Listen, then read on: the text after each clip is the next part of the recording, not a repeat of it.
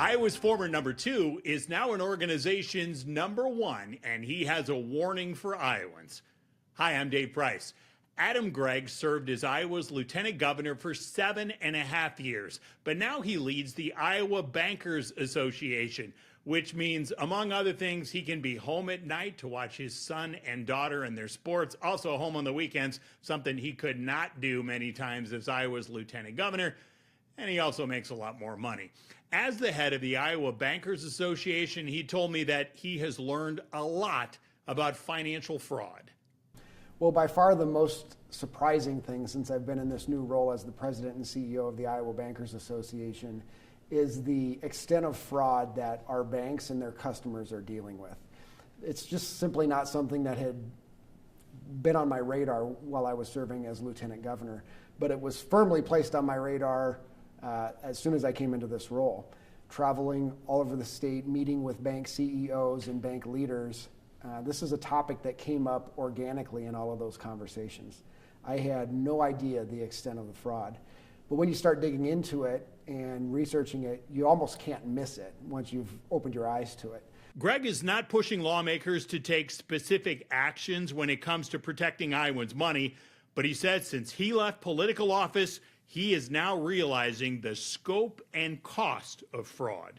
A stat that caught my attention and that I'll never forget, frankly, is one that comes from the Aspen Institute in partnership with the American Bankers Association and some other partners that have looked into this. And they found some pretty astounding numbers. In the United States, every day, 57,000 Americans are scammed. That's enough to fill a baseball stadium. And they're scammed of enough money to build that stadium. That's $430 million every day from 57,000 Americans every day. It's almost hard to believe that that's the number, but it's true. In fact, it's probably underestimated because there's not good tracking mechanisms. Not everybody reports it because of shame or embarrassment. February might have been our month for Valentine's Day, but every month is the time for romance scams. And here's how Gregg makes his point. People exploiting your emotional vulnerabilities to gain your trust, in some cases to gain your love, so that they can then bilk you of money. And another thing I want to urge your viewers to understand is to practice safe checks. I want to make sure you heard that right. It's practice safe checks. And we have a website, the American Bankers Association has a website, practicesafechecks.com. You would not believe the amount of check fraud that's happening, not just in the state of Iowa, but all across the country, where checks are stolen, washed, and the payee is changed, the amount is changed, and Americans and Iowans risk losing tens of thousands of dollars. So there's some easy tips and tricks at practicesafechecks.com that people can check out and protect themselves. Practice safe checks. Can you imagine Adam Gregg using that example if he were still Iowa's lieutenant governor? Probably not. He wanted us to pass along a couple reminders when it comes to checks. If you can, avoid checks altogether, pay online if that's possible. But if you use a check, maybe hand deliver it and avoid the mail, which could minimize your fraud risk.